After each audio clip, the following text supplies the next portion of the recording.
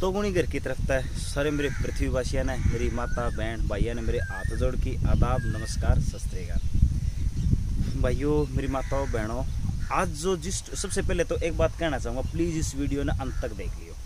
अगर नहीं देखने की हिम्मत है तो प्लीज़ अब ये छोड़ दियो, अभी बाइकाट कर दियो, क्योंकि ये वीडियो आपकी ही नहीं बल्कि जो आपने बीज बोया भी नहीं है, जो आपकी आने वाली जनरेशन है उनके काम आओगा। उनकी ज़िंदगी हमने कैसे संवारनी है, उनको हमने कैसे शुद्ध करना और कैसे बीमार होने से हमने बचाना है, हम इस टॉपिक पर बात करेंगे। क्यों आज एक दो साल के जो एक दो दिन के बच्चे भी जो बीमार होने लगे, उनका क्या रीज़न है, उनका क्या कारण है? क्यों आज एक भी डिलीवरी बगैर हॉस्पिटल के नहीं हो रही है? उनका क्या रीज़न है, क्या कारण है उनका? मैं भी पीछे 2 दिन पहले ही दिल्ली गया था, मैं 1-2 डॉक्टर से मिला, 1-2 जगह जाके आया। मैं कोई भी स्वस्थ नहीं है।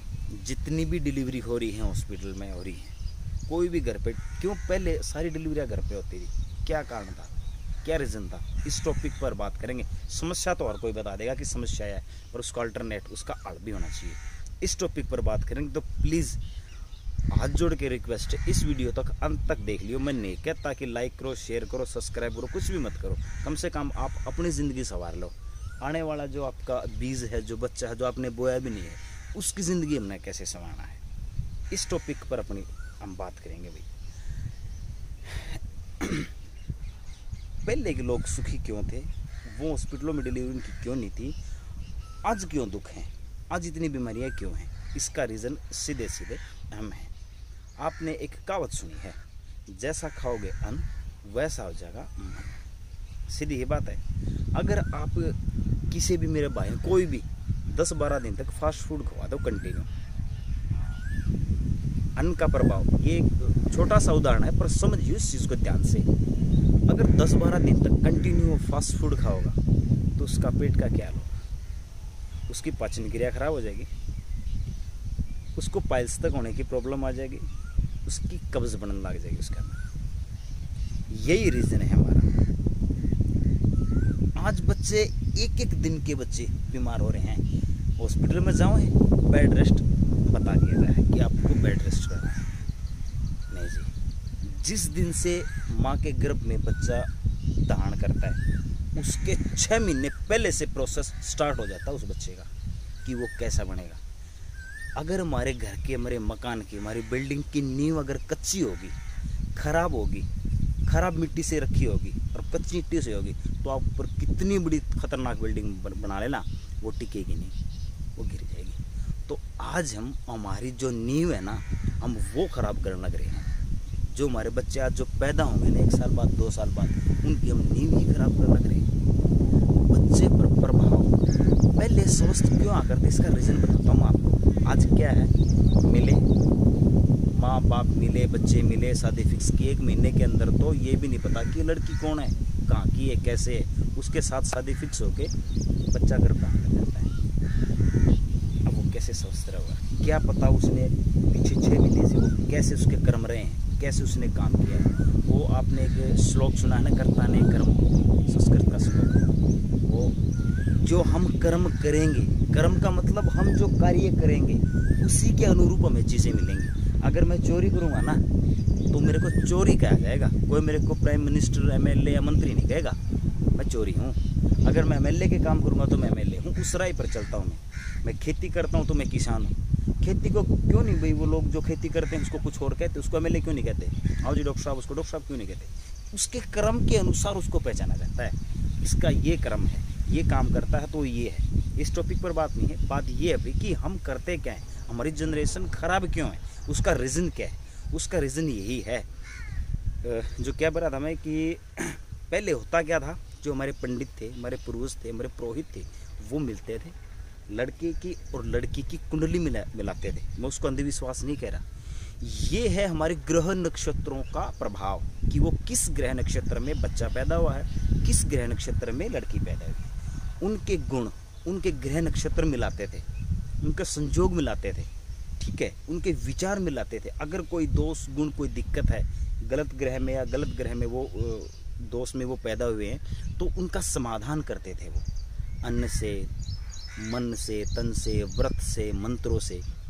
ये मंत्रबद्ध पद्धति होती थी हमारी, ये गलत नहीं थी। हमारी साइंस बहुत उच्च है, बहुत अल्टीमेट साइंस है हमारी, जो हम आज तक के साइंसदान तो पढ़ ही नहीं पाए उस चीज़ को, कितनी अल्टीमेट है, आप उसको पहचानिए।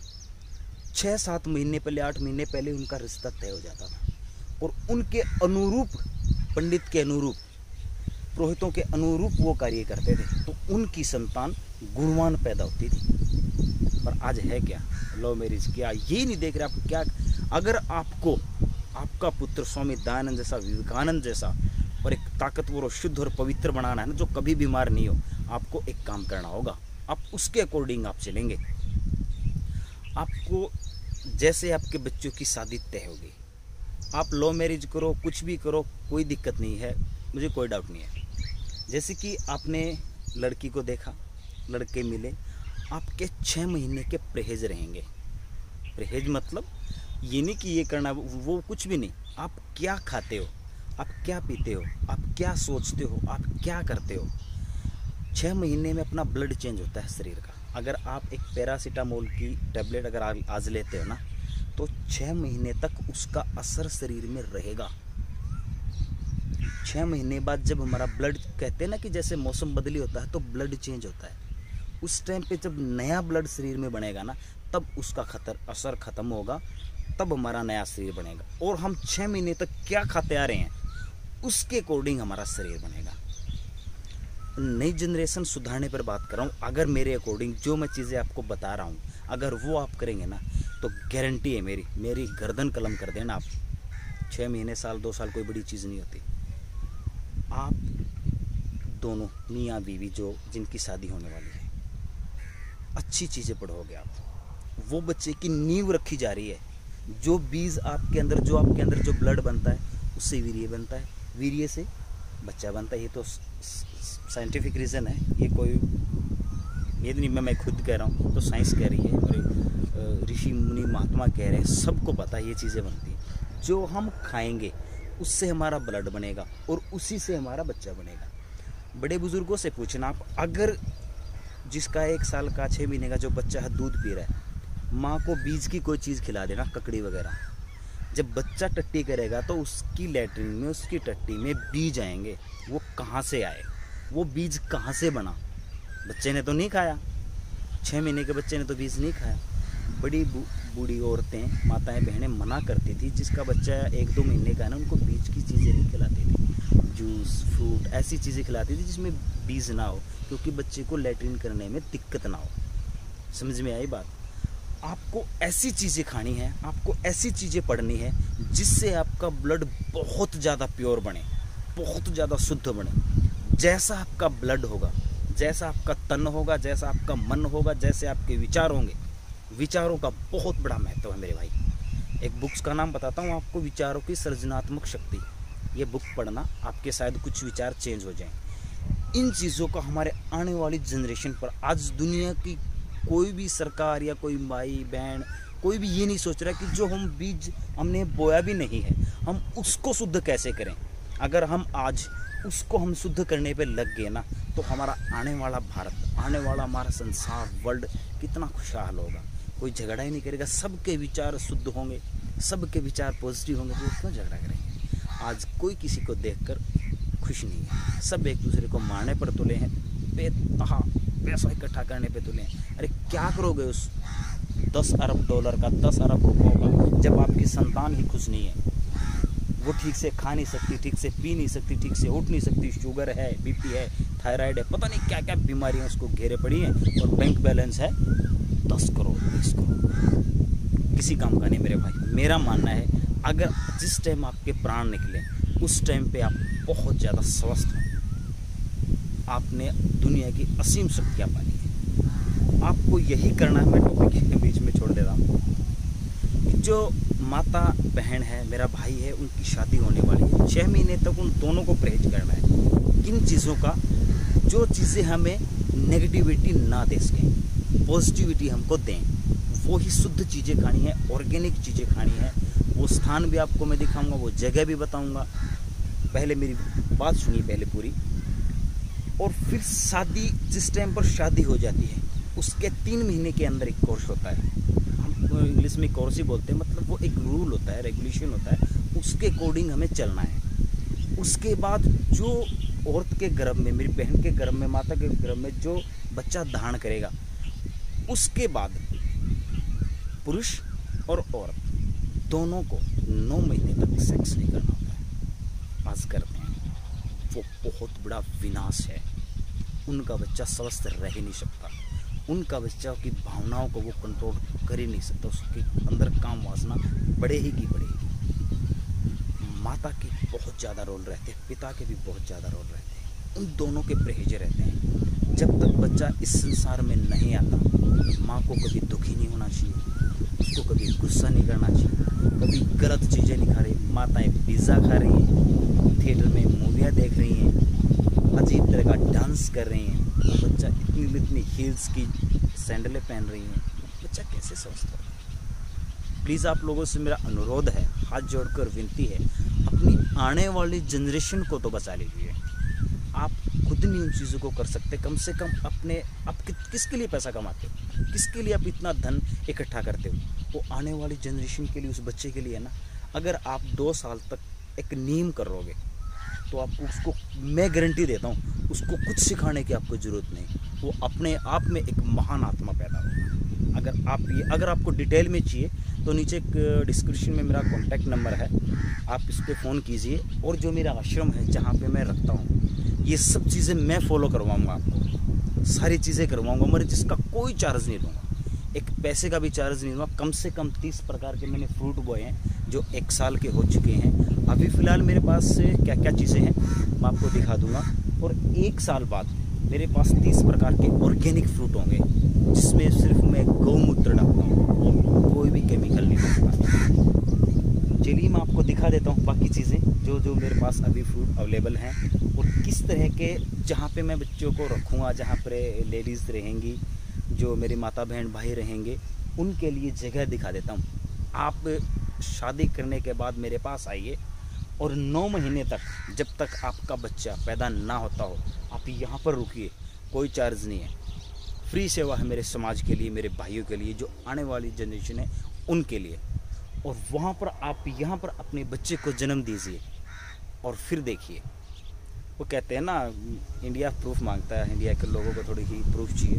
मैं आपको अभी कुछ चीज़ों का प्रूफ दे दूँगा, और फिर वो कहते हैं ना, पहले इस्तेमाल करो फिर विश्वास करो, तो इस्तेमाल करो और फिर विश्वास करो। चलिए मैं आपको दिखाता हूँ बाकी चीज़ें। ये अभी अपना आम का पेड़ है, इस पे आम लगे हुए हैं, और मैं तोड़ता नहीं हूँ इनके आम, या तो ऊपर चढ़ के टाइट देख लेता हूँ कि भी ये पका हुआ, उसको तोड़ता हूँ, या फिर हर रोज़ आता हूँ सुबह नीचे। जो हमारे पैरट जी हैं तोते, वो आधी आधी खाकर अम्बियाँ डाल देते हैं। जैसे मैं यहाँ पर दिखाता हूँ, यहाँ हर रोज़ चुनता हूँ। ये देखो, एक तो ये खा रखी इन्होंने, ये मिल गई, इसकी सब्ज़ी या चटनी बन जाएगी।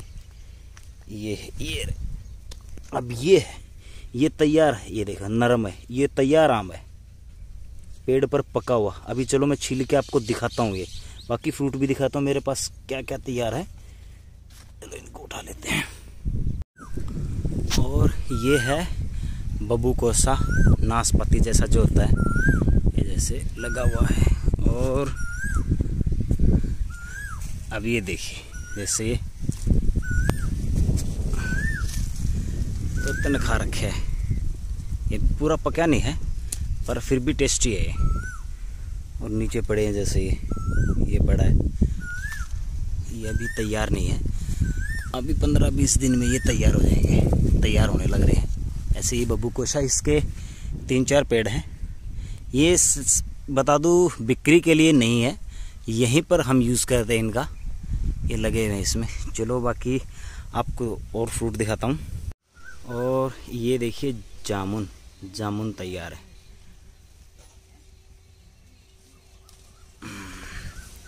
ये बिल्कुल तैयार है। और ये बिक्री के लिए नहीं है भाई, ये यहीं पर यूज़ करते हैं, इनका सिरका वगैरह बनाते हैं। और बिल्कुल ऑर्गेनिक, 110% बिल्कुल ऑर्गेनिक है। 2-3 पेड़ है मेरे पास, और वैरायटी अलग अलग है। ये देखिए, और एक पेड़ ये है,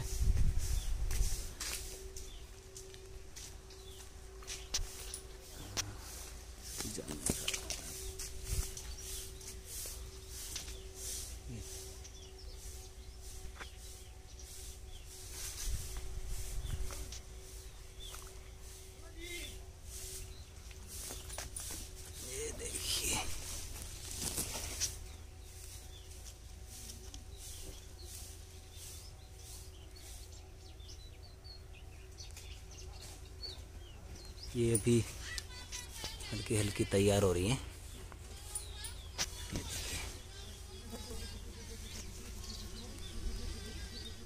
और ये अपना आश्रम है, ये सब रूम है। चलिए मैं दिखा देता हूँ रूम आपको।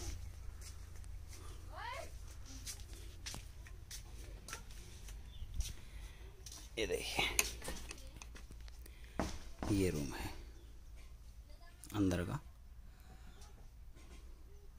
और जो ये है, ये पूरी दीवार भी कच्ची मिट्टी की है और गोमूत्र और गोबर से ये लेपित है। पूरी दीवार ही कच्ची मिट्टी की है। ये देखिए, और ये जो वेंटिलेशन है, ये जो इसके पीछे जस्ट जो मैंने बताया था ना कि 30 तरह का फ्रूट है, चलो यहीं से दिखा देता हूँ। वो देखिए, ये यहाँ पे 30 तरह का फ्रूट है। ये बाग है आधा एकड़ में, और इसके चारों तरफ ये औषधीय पेड़ पौधे हैं। इस कमरे के जस्ट पीछे चारों तरफ, चलिए बाहर से दिखाता हूँ मैं आपको। ये इसके रूम के चारों तरफ का एनवायरनमेंट है। ये रूम है, ये गुलाब के पेड़ हैं।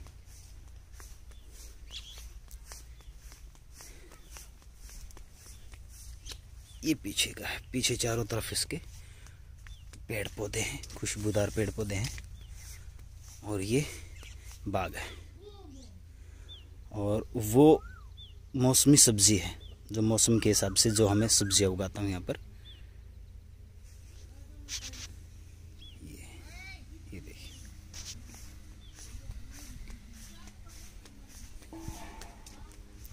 और ये मेन हॉल है जहाँ बैठकर योग, प्राणायाम, ध्यान कुछ भी कर सकते हैं। और ये है रसोई, जहाँ पर मिट्टी के बर्तनों में और चूल्हों पर ही खाना बनता है। चलिए दिखाता हूँ आपको।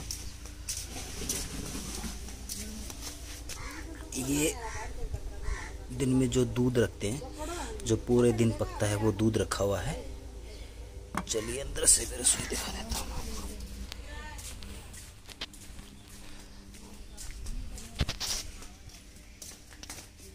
ये है अपनी रसोई।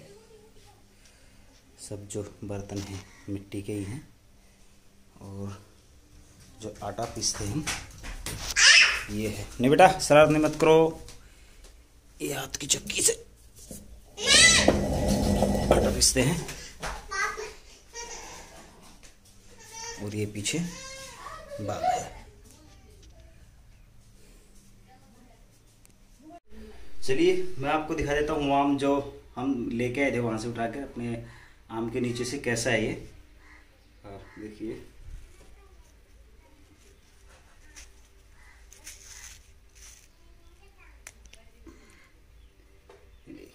बहुत टेस्टी है ये। इसको मैंने पूरा अच्छे से धो लिया था। ये हम पापड़ समेत भी खा सकते हैं इसको। बहुत टेस्ट है, गजब का टेस्ट है। आप यहाँ आइए, आपको दिखाता हूँ मैं ऑर्गेनिक और पेड़ पर पके हुए फ्रूट का टेस्ट कैसा होता है। और ये जामुन है अपनी, देखिए।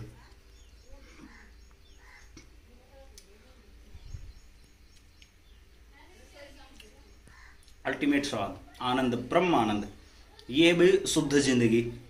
तो आप आइए, आपको ये सेल के लिए नहीं, बेचने के लिए नहीं है, आप लोगों के लिए खाने के लिए आइए और टेस्ट कीजिए पेड़ पर पके हुए फ्रूट का कैसा टेस्ट होता है।